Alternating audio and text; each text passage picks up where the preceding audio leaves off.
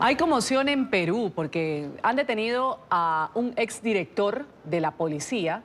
Está acusado de nada más ni de nada menos que de liderar una red de tráfico de bebés y de órganos de niños. Esta organización, supuestamente dirigida por el policía Raúl Becerra y su esposa, tenían como modus operandi convencer a aquellas mujeres que buscaban abortar. Las convencía de no hacerlo, con el compromiso de que tras dar a luz ellos se quedarían con los menores, quienes después eran vendidos. El informe enseguida con nuestra cadena aliada América Noticias. Niños a la venta, con un exdirector general de la policía detenido en la acción como presunto integrante de la organización. Los llamaban los desalmados del tráfico humano y se dedicaban a captar gestantes y tras su alumbramiento quedarse con los neonatos. La PNP ejecutó una mega operación en Arequipa, en la que detuvo a 14 personas acusadas de trata de menores. En un inmueble se encontró a una bebé comprada a unos campesinos por 4.000 soles. Trata de personas, 20 niños, órganos, componentes, todo lo que acarrea este delito, ¿no? 2 pequeños puestos eran su centro de operaciones. Allí habrían convencido a madres de bajos recursos a no interrumpir sus embarazos y entregar a sus hijos a cambio de dinero. Este es un mega complejo que linda, debo entender, con criminalidad organizada, ¿no? Y con gente que parece que ha tenido cargos bastante importantes dentro de la sociedad, gente que debería estar en la banda de la gente buena, en el lugar de la gente buena, y ha utilizado justamente esos conocimientos para hacer criminalidad.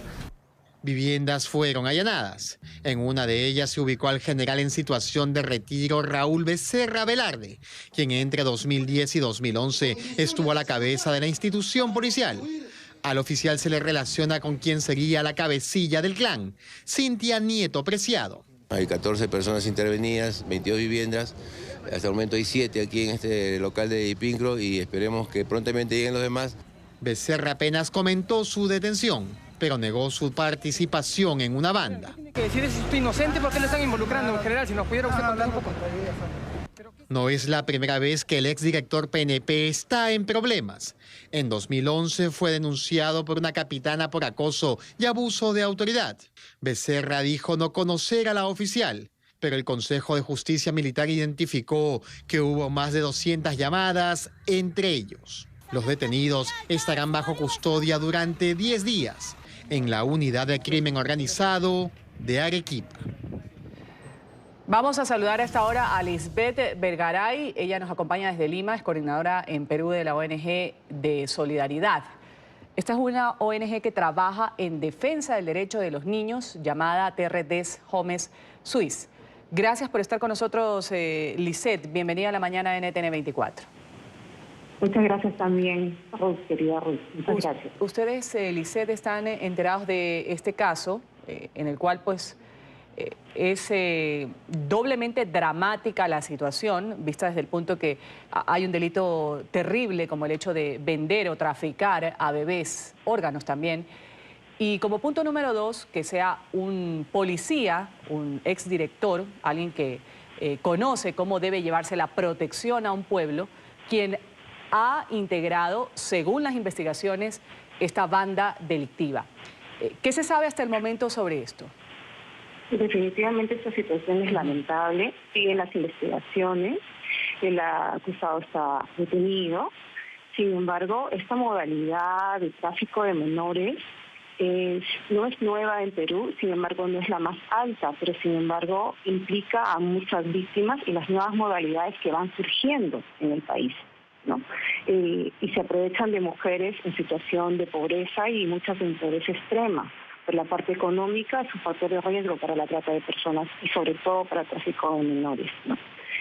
Conocemos esta situación, que lamentablemente son 14 las personas que han sido víctimas y esperamos que la justicia en Perú, con los altos índices de corrupción que existe, sea realmente contundente y se pueda dar a una alta autoridad como es un exdirector de la policía de la PNP, ¿no?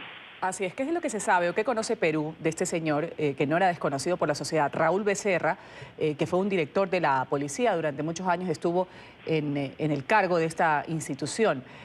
¿Qué se sabe sobre él y sobre el modus operandi, que ya lo dijimos un poco, junto a su esposa.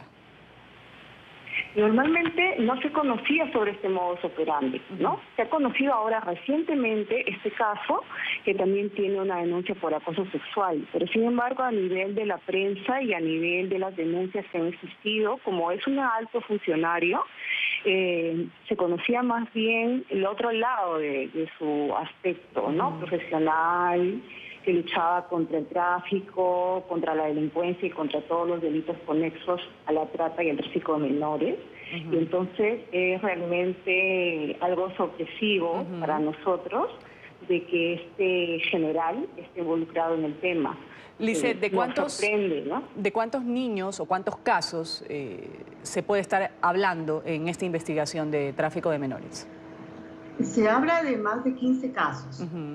Podrían haber más, pero como se están realizando las investigaciones, entonces se habla de más de 15 casos. Sin embargo, puede haber cifras negras como hay, ¿no? Porque los altos índices de corrupción en el país hacen que este comandante podría inclusive, hay que hacer más altas incidencias y más escándalo, más información, tener en los medios de comunicación como ustedes, para seguir pidiendo a las autoridades que se revelen en la totalidad de los casos, ¿no? Este señor, este policía, pudo haber tenido cómplices, encubridores, gente también que está involucrada con el poder, con las autoridades y con la policía actual en Perú.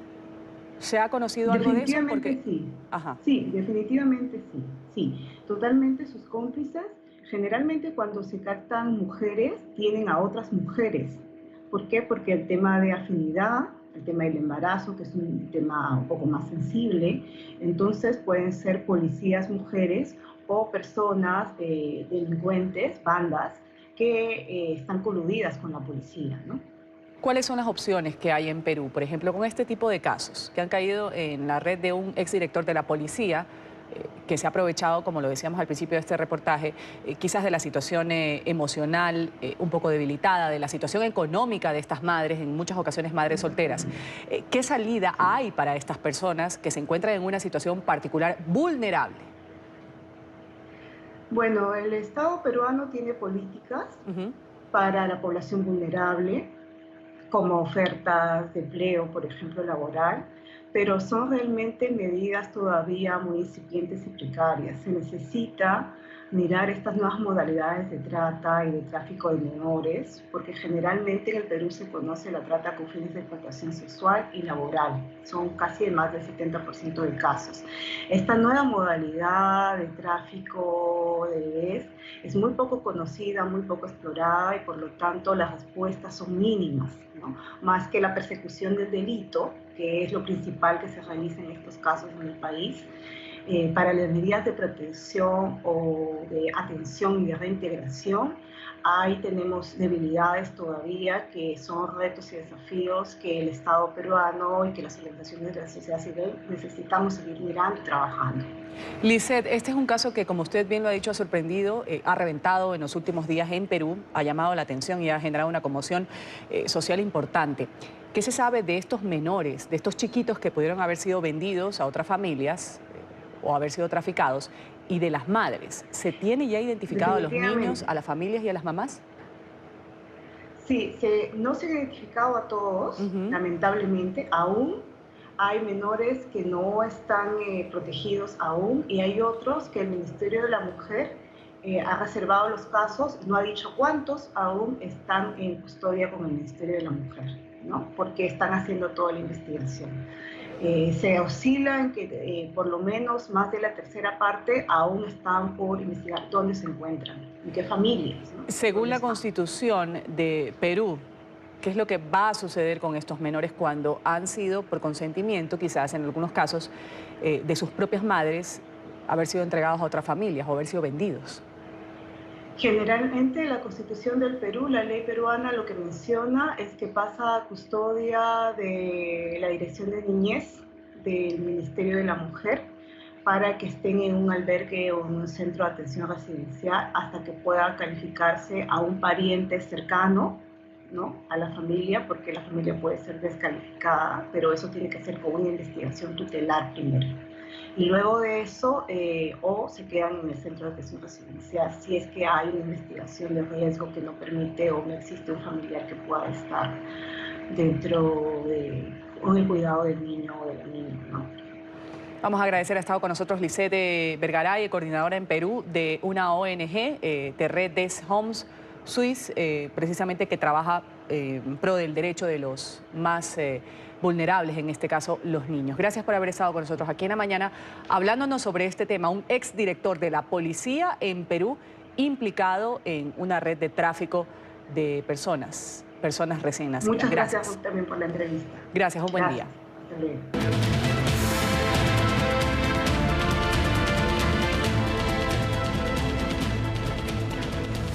Estados Unidos ha rechazado una vez más la posibilidad de reducir el impacto de las sanciones contra Corea del Norte. La todavía embajadora de Washington ante la ONU, Nikki Haley, ha urgido al Consejo de Seguridad del organismo a que no considere esta idea. Argumenta que todavía no hay avances suficientes en los diálogos con el régimen de Pyongyang como para suavizar, ha dicho, las sanciones. Alejandro Rincón desde Nueva York tiene el reporte. Alejandro, un buen viernes para ti.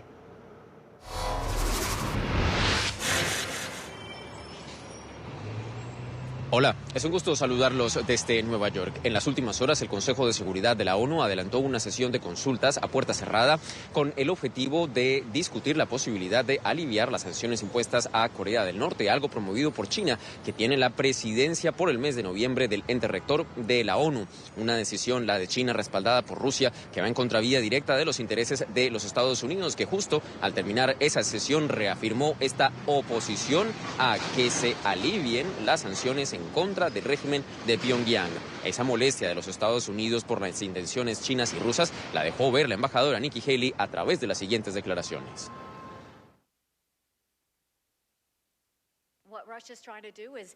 Lo que estamos intentando hacer simplemente es señalar a Corea del Norte porque queremos ir adelante con todas las sanciones que hemos impuesto, porque ellos han estado engañando las políticas que se han impuesto a nivel de petróleo y de otras cosas que necesitan ser definidas a nivel financiero. Así que simplemente estamos haciendo un llamado para que se mantengan estas sanciones una vez más, y ese es el punto, es lo que queremos hablar. Ahora, en términos de lo que el secretario Pompeo respecto a Corea del Norte, simplemente ha dicho de que se ha necesitado posponer la reunión y que vamos a continuar dispuestos al diálogo, por supuesto, pero necesitamos mantener esa presión. La administración Trump deja claro a través de sus declaraciones de la embajadora Nikki Haley que considera la vía de las sanciones como el argumento esencial para seguir avanzando en los diálogos sobre la desnuclearización de la península norcoreana. Es todo lo que tenemos para ustedes por ahora. Continúen con más en el Centro Internacional de Noticias. Alejandro, gracias. Vamos ahora a pasar a Florida, donde un cazador ha logrado un récord con la captura de una serpiente, la más grande desde que empezó la cacería de estos animales en la reserva de humedales en Florida. Este hombre ha logrado atrapar 235 reptiles en total. En Miami, Paula Cerna nos desarrolla esta historia. Adelante, Paula. Hola, ¿qué tal? Muy buenos días. Kyle Peniston de Homestead, en el suroccidente del condado Miami-Dade, llevó a cabo la captura de esta pitón birmana, la más grande que se haya logrado cazar. Mide 5 metros y 30 centímetros y pesa 120 libras. Es considerado un récord desde que empezó este programa de caza de pitones birmanas en los Everglades, aquí en el estado de la Florida. Es un programa fomentado por la empresa de acueducto del condado Miami-Dade. Más de 1,000 personas han realizado aplicaciones para cazar estos animales. La hora está siendo pagada a $8.25. Sin embargo, si mide más de 4 pies, se incrementa en $50, y de ahí en adelante también la persona que logre acabar con alguno de los nidos de estas pitones birmanas puede obtener un bono adicional de $200. Les comento que también la misma empresa de acueducto y alcantarillado ha hecho un estimado que si se juntaran en este momento las 1,839 pitones que se han capturado hasta este momento con el programa, se completaría una ruta de más de 3 kilómetros y 11 toneladas de peso. La pitón birmana llegó aquí al estado de la Florida como mascota. Muchas personas empezaron a abandonarlas y ellas comenzaron a reproducirse, ya que no tienen un depredador en el hábitat del estado de la Florida, y es por eso que se ha hecho necesario contratar a estas personas, estos cazadores, para que controlen esta población de pitones. Es la información desde Miami. Soy Paola Serna. Continúen con más desde nuestros estudios centrales. Muy buenos días. She did the most courageous thing that a young single mother could do. Uproot our lives. Hablamos ahora de Catalina Cruz, ahí en pantalla. Ella se ha convertido en la primera colombiana elegida para pertenecer a la Asamblea Estatal de Nueva York. Tiene 35 años, nació en Medellín, llegó a Estados Unidos cuando tenía apenas 9. Con su mamá, era una enfermera que trabajaba en un hospital. Tuvieron que irse de Colombia, dicen, por la violencia. Cruz vivió como indocumentada en Estados Unidos durante una década. Luego pudo conseguir su ciudadanía en el año 2009, después de transitar por un duro camino. Se preparó, es una abogada y emprende una lucha actualmente por las personas que, como ella, han llegado a Estados Unidos a buscar un futuro mejor. We must fight to protect the American dream. Y tenemos aquí en NTN 24 a la protagonista de esta noticia. Nos acompaña Catalina Cruz, asambleísta electa de Nueva York por el Partido Demócrata, la primera colombiana Dreamer que resultó ser elegida en este importante cargo. Vamos a hablar con Catalina sobre algunos temas. Vamos a empezar porque justamente ha sido el Partido Demócrata al que pertenece Catalina el que ha rechazado enfáticamente la decisión del presidente Trump de retirarle la credencial a este periodista de la cadena CNN, a Jim Acosta. Un gusto tenerla con nosotros, Catalina. ¿Cuál es su impresión, reacción frente a este incidente que se presentó en la Casa Blanca entre el presidente Donald Trump con el periodista de la CNN? Adelante. Primero que todo, muchísimas gracias por tenerme con ustedes y ando en Puerto Rico en una misión política y humanitaria en este momento. Y para mí es un honor haber podido obtener ese puesto. Y me siento muy triste porque el poder de la prensa para llevar nuestro mensaje como oficiales electos es inmenso, es necesario y nos ayuda a estar centralizados, a tener los pies sobre la tierra, y en verdad ustedes nos hacen rendir cuentas cuando hacemos las cosas incorrectas, y lo que está haciendo el presidente es eso, aprovecharse, hacer las cosas incorrectas y tratar de taparlo todo mediante este comportamiento de quitarle la habilidad a un periodista de hacer su trabajo. Así es, Catalina. ¿Usted cree que esto es un evidente acto de censura, como ha sido calificado, como lo han dicho algunos expertos?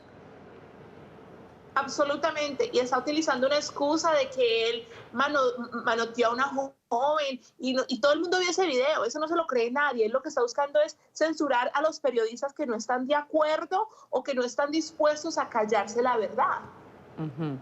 Catalina, este incidente se da en medio de un tema bastante álgido, que es la caravana de migrantes centroamericanos que avanzan hacia Estados Unidos. ¿Qué pasará, cree usted, con estas personas que quizás tienen la situación que usted ha vivido, es decir, huir de su país, llegar a Estados Unidos en busca de un destino mejor?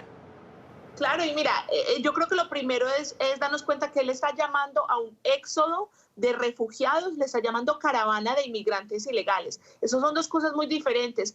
Y qué tristeza que nuestro país, porque yo soy colomboamericana y también considero los Estados Unidos como nuestro país, que nuestro país se le olvide la historia de inmiscuirnos en las cuestiones políticas de otro país, y que por culpa de esta inmiscuición tenemos la violencia que tenemos en Centroamérica, la pobreza que tenemos en Venezuela, el Plan Colombia, todas esas cosas que creamos nosotros mismos como país americano, ahora se están devolviendo en forma de ese éxodo de personas buscando un mejor mañana, pero ahora les queremos cerrar la puerta.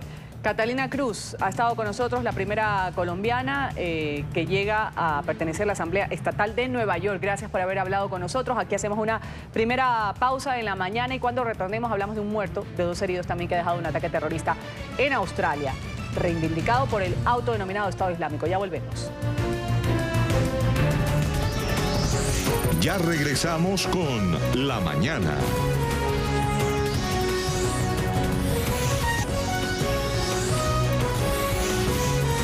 Continuamos con La Mañana. Vamos a ver qué es noticia en el mundo a esta hora y hacemos el repaso con Estados Unidos, donde hay fuertes tormentas que han golpeado el estado de Georgia. El Servicio Meteorológico Nacional había emitido un aviso de tornado antes de que se desatara la intensa tormenta eléctrica durante la noche de este jueves. Este video que vemos en pantalla ha sido grabado por un residente de la ciudad de Macon, en el que se aprecia la furia de los vientos, también las ráfagas de lluvias en las calles de un vecindario. El líder de Cuba, Miguel Díaz-Canel, continúa con su gira por Asia. Luego de su parada en China, ha cerrado con un nuevo tratado comercial su estadía en Vietnam. Antes de su reunión en el Palacio Presidencial, visitó el Monumento de los Mártires. En las próximas horas va a partir hacia Laos. El actual gobernador de la Florida y candidato republicano al Senado, Rick Scott, ha entablado una serie de demandas contra la supervisora electoral del condado de 2 estados, en realidad, por el retraso en el recuento de votos. En una conferencia de prensa, Scott acusó a los entes electorales de robar la elección al pueblo de Florida. El candidato republicano argumenta que ha habido una serie de irregularidades en la diferencia de votos con su contendor, el demócrata Bill Nelson. Todos hemos visto la incompetencia y las irregularidades en el conteo de votos en Broward y Palm Beach durante años. Pero aquí vamos de nuevo. No me quedaré de brazos cruzados mientras unos liberales poco éticos intentan robarle esta elección al gran pueblo de Florida. El senador Nelson contrató a uno de los abogados de Hillary Clinton en Washington, D.C. y lo primero que hizo fue decirle a los periodistas que está aquí para ganar las elecciones. No dijo que quería unas elecciones completas y justas, ni siquiera un recuento exacto de votos.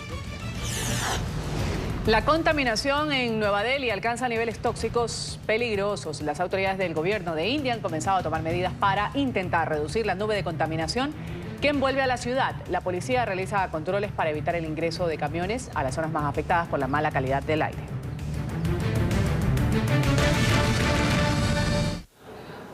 Hay polémica en Venezuela por un artículo que ha escrito el exministro de Educación, Elías Jagua, chavista, en un portal de noticias. Jagua critica el accionar del régimen madurista con los trabajadores venezolanos. Ya exfuncionarios han reaccionado y le piden que abandone el gobierno. En Caracas, Oliver Fernández tiene el reporte hasta ahora. Oliver, un buen viernes para ti.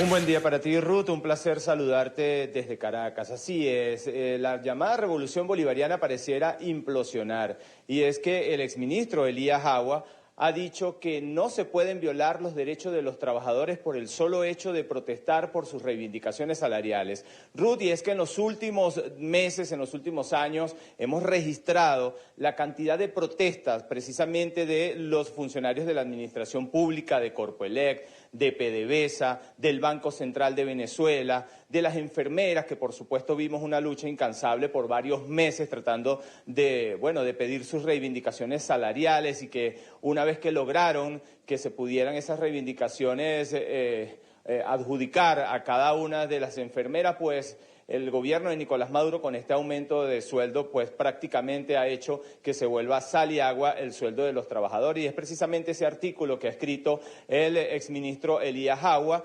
llamando quizás al propio chavismo a la reflexión, a respetar los derechos de los trabajadores. Sin embargo, ha sido fuertemente criticado por los compañeros de sus propias filas de la llamada revolución bolivariana. Pero vamos a ver qué fue lo que dijo Elías Jagua. La clase trabajadora venezolana está obligada a realizar una profunda revisión crítica de su papel en el necesario incremento de la producción de bienes y servicios. Sin embargo, reconocer los errores cometidos por los trabajadores y trabajadoras no implica que se justifique la violación de derechos laborales y menos la represión ilegal frente al justo reclamo, escribió Jagua. Ruth, y precisamente uno de esos críticos ha sido Nickmer Evans. Recordemos que también estuvo dentro de las filas del chavismo cuando el presidente Hugo Chávez. Él ha dicho que Elías Jagua fue muy duro, de alguna manera, que en esta oportunidad es muy fácil criticar luego de haber sido desenchufado presuntamente del gobierno de Nicolás Maduro, pero mientras estuvo dentro de las filas del gobierno no le importó aplastar incluso a sus propios compañeros. Vamos a verlo.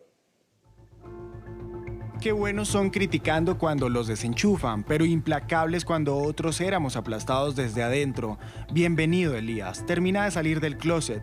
Jagua critica acoso laboral y político por parte de organismos de seguridad del Estado.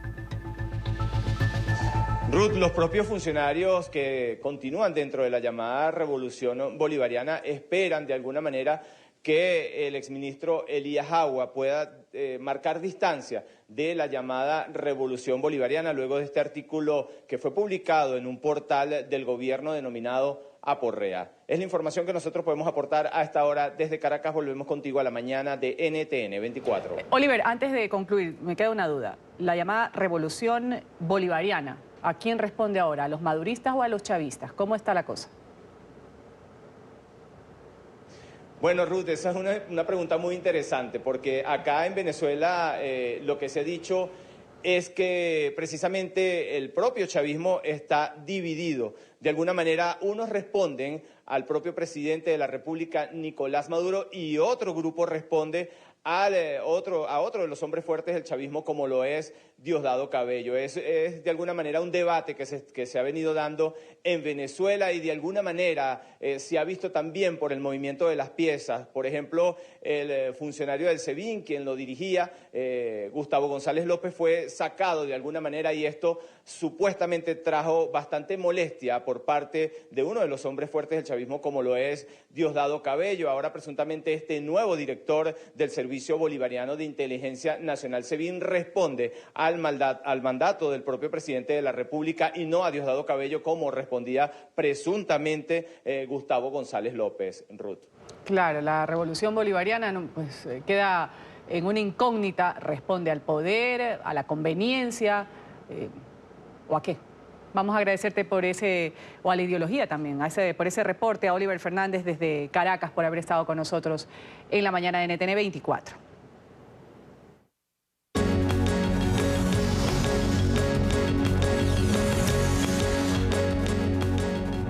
En Australia, donde se ha registrado la noticia, el día de hoy un muerto, 2 heridos, ha dejado un ataque terrorista con cuchillo en la ciudad de Melbourne. Sucedió aproximadamente a las 5 de la tarde, cuando ya las personas iban saliendo de sus sitios de trabajo y se dirigían a su hogar a descansar el fin de semana. ISIS se atribuyó la agresión. El asesino ha muerto tras ser herido de bala y detenido por los agentes. Una persona murió acuchillada y otras 2 resultaron heridas el viernes en un ataque en pleno centro de la ciudad australiana Melbourne. La policía calificó el ataque de acto terrorista. Indicó que el presunto autor es originario de Somalia y era conocido de los servicios de inteligencia. El sospechoso viajaba en un vehículo 4x4 lleno de bombonas de gas. Inicialmente, las fuerzas del orden respondieron a la denuncia de un coche en llamas, pero cuando los agentes llegaron al lugar, descubrieron que varias personas habían sido apuñaladas. Todo ocurrió en el barrio de negocios de Melbourne poco después de las 4 de la tarde, cuando la gente empezaba a abandonar el trabajo para el fin de semana. El sospechoso fue detenido en el lugar luego que la policía le disparara y fue trasladado al hospital en estado crítico. Corte comercial aquí en la mañana de NTN 24. Vamos a hablar al volver de la vigilia, las demostraciones de cariño y honores que se han realizado en California a las 12 víctimas mortales que dejó un tiroteo masivo en un bar.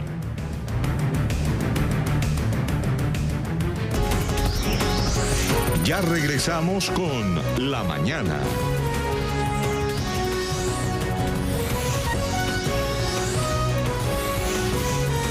Continuamos con La Mañana.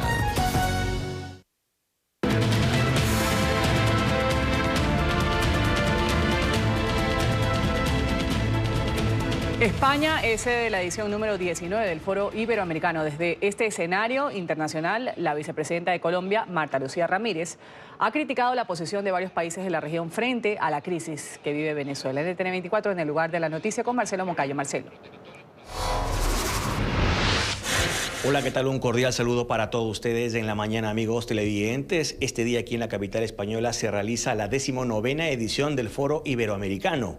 En esta edición participan varias figuras internacionales del mundo de la política y también de la cultura. Entre ellas, la actual vicepresidenta de Colombia, Marta Lucía Ramírez, quien en el marco de este foro criticó la situación que se vive en Venezuela, responsabilizando a varios gobiernos latinoamericanos por la escalada que, según ella, ha tenido la dictadura de Nicolás Maduro. Esta dictadura que hay hoy en Venezuela es consecuencia de la tolerancia que tuvo toda América Latina frente a esa dictadura. Hubo unos que se beneficiaron directamente recibiendo recursos, recibiendo petróleo, aprovechando obviamente toda esa riqueza petrolera de Venezuela, y hubo otros también que tuvieron una actitud pasiva, una actitud totalmente indiferente. Considero que en el caso de Colombia fue lamentable que para poder hacer el acuerdo con las FARC haya guardado silencio frente a un régimen que todos sabíamos que iba a terminar en una dictadura. No había que ser mago, no había que tener una bola de cristal, había certeza de hacia dónde iba Venezuela. Y hoy es un problema que estamos sufriendo en Colombia y que sufre toda América Latina, la migración, pero los que más lo están sufriendo son los venezolanos. Por eso tenemos que tener una actitud solidaria, pero también lograr que haya una solidaridad del multilateralismo para que no se quede Colombia sola cargando la migración venezolana, que es una tragedia. Hay que presionar para que salga la dictadura de Venezuela. Televidentes de la mañana, y también en este marco la vicepresidenta Marta Lucía Ramírez rechazó la violencia que se ha registrado en las últimas horas en contra de RCN Radio y en contra de varios miembros de la policía que se encontraban dando protección a ese medio de comunicación. Escuchamos a la vicepresidenta colombiana.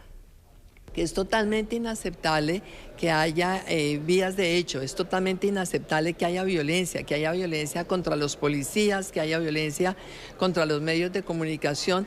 Colombia tiene que lograr realmente niveles de convivencia en donde la protesta pacífica, en donde la expresión ciudadana pueda convivir con el orden, con el respeto de la ley. Por eso en el gobierno, con el presidente Iván Duque, creemos que es fundamental rescatar el respeto a la ley. Defendemos el periodismo libre, defendemos obviamente la vida de cualquier colombiano y rechazamos totalmente las vías de hecho, vengan de donde vengan. Es curioso, realmente uno ve cómo de alguna manera hay algunos que han tenido esta actitud con RCN, nos sorprende mucho, lo rechazamos hace unos días también cuando hubo incidentes parecidos, y en el caso nuestro pues realmente creemos que RCN ha hecho lo que debe hacer un medio de comunicación: informar oportunamente, informar con veracidad y de no guardar silencios tolerantes frente a muchos momentos en el pasado en donde hubo tolerancia también por parte de algunos periodistas. Amigos televidentes, también en este foro han participado otras figuras de la política internacional, como el ministro de Asuntos Exteriores de España, Josep Borrell, quien aseguró que lamentablemente en estos momentos América Latina es una de las regiones más desiguales en el mundo. Este es el informe para la mañana. Sigan ustedes con más aquí en NTN 24. Hasta pronto. Hasta pronto, Marcelo. Gracias por ese reporte. Vamos a revisar inmediatamente lo que es noticia en el mundo. En Estados Unidos, 8:52. Cientos de personas se han reunido el jueves en la noche para rendir homenaje a 12 víctimas mortales que dejó un tiroteo masivo en un bar de la ciudad de Thousand Oaks, en California. La masacre fue perpetrada por un ex miembro de la Marina, que fue identificado como Ian David Long, 28 años de edad, también murió. Los asistentes a este acto han pedido mayor control a la venta de armas. El ataque dejó 21 heridos.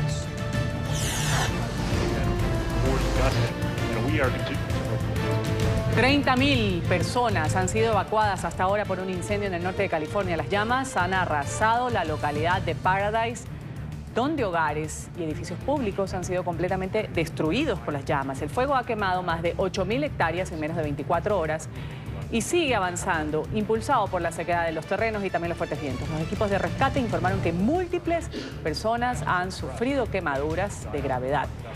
El incendio ha sido bautizado como Camp Fire.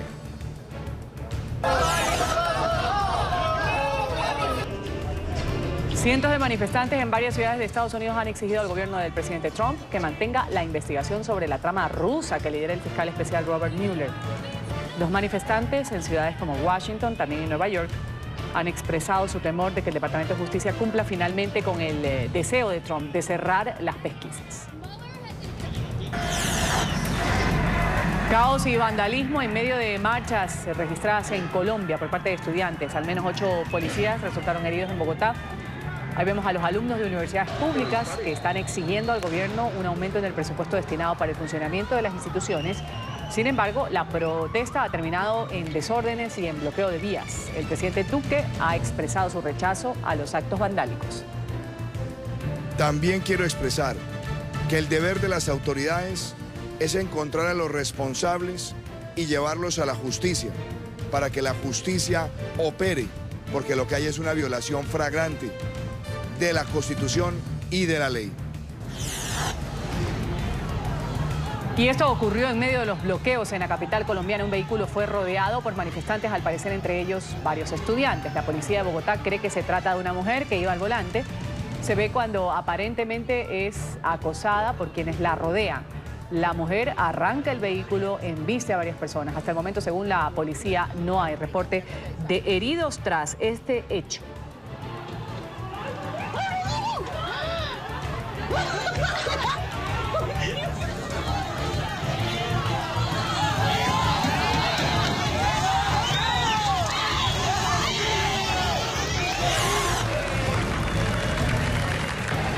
Miembros de la caravana migrante centroamericana han exigido ante la oficina en México del Alto Comisionado de la ONU para los Derechos Humanos que se les proporcione autobuses para llegar de forma segura a la frontera con Estados Unidos. Los viajeros han pedido 150 buses para continuar su recorrido.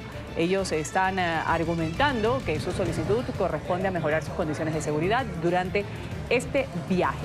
Cerca de 5.000 personas se encuentran refugiadas en un centro deportivo de Ciudad de México.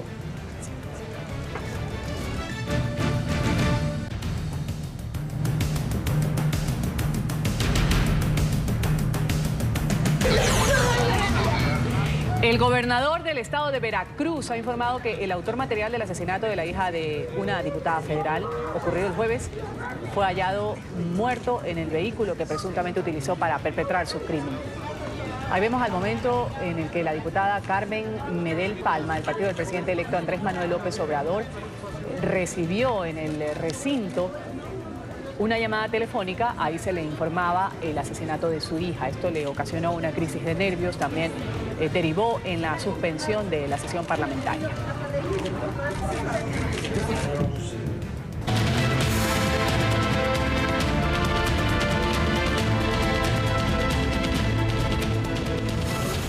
El buque hospital Comfort de la Armada de Estados Unidos, con capacidad para más de 1.000 pacientes, emprende una misión médica en Colombia. Esta operación ha tenido estrecha colaboración con los gobiernos y ministerios de salud de Colombia, de Ecuador, de Perú, Honduras, también países que ya ha visitado. El objetivo, ayudar a aliviar la presión sobre los sistemas médicos de las naciones anfitrionas, en parte debido al aumento de los migrantes que cruzan sus fronteras, y también brindar atención a las comunidades más vulnerables. La misión médica del buque Comfort tiene como objetivo prestar asistencia en Turbo, en el departamento de Antioquia, y en La Guajira, tarea para fortalecer la relación binacional. Eso es prioritariamente dirigido a los pacientes colombianos. En la medida que podemos ayudar, tomando en cuenta las necesidades de los colombianos, a los venezolanos que se encuentran en el país, vamos a intentar hacerlo. Un grupo de 200 profesionales de distintas especialidades con el objetivo de ayudar a la salud de nacionales y extranjeros. Esperamos que esta cooperación humanitaria en la parte médica permita hacer cerca de 500 consultas al día y un promedio de unas 20 cirugías ambulatorias diarias. De que eso es un trabajo compartido. Nada de eso sería posible sin la colaboración de los hermanos colombianos, de la Fuerza Armada, de la Policía Nacional, del Ministerio de Salud, obvio. Esta es la quinta misión de la embarcación de bandera estadounidense en aguas de Latinoamérica. Aquí hacemos otro corte comercial en la mañana, y cuando regresemos, 2 regiones de Chile permanecen en estado preventivo de emergencia. Esto ante la llegada de la temporada de incendios.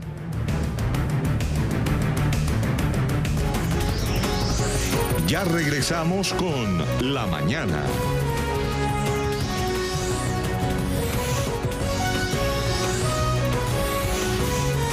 Continuamos con La Mañana. Vamos ahora a hablar del Departamento de Defensa de Estados Unidos. Ha informado que ya son más de 5.600 los militares desplegados en la frontera con México. El gobierno del presidente Trump pretende, con este envío de tropas, evitar la entrada de 2 caravanas de migrantes centroamericanos que van camino a la Unión Europea, a la Unión Americana. En Washington, Carolina Valladares tiene el reporte hasta ahora. Carolina, un buen día.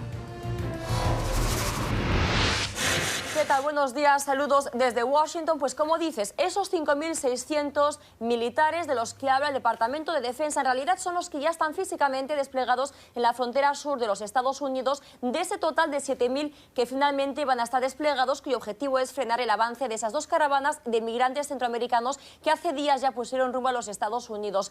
En realidad, esa cifra, según el propio presidente Donald Trump, eventualmente podría incluso ascender hacia los 15.000. En total de esos 5.600 ya tenemos que 1.000 de ellos, 1.300 en concreto, están desplegados en la frontera en el estado de California, otros 1.500 están en Arizona y además un total de 2.800 están en Texas. Sus funciones, según el Departamento de Defensa, van a ser las de cuidar de la atención, el tratamiento médico, también del transporte e incluso de los albergues temporales, tanto para los militares, para el ejército, así como para la patrulla fronteriza. Desde Washington, Carolina Valladares para NTN 24.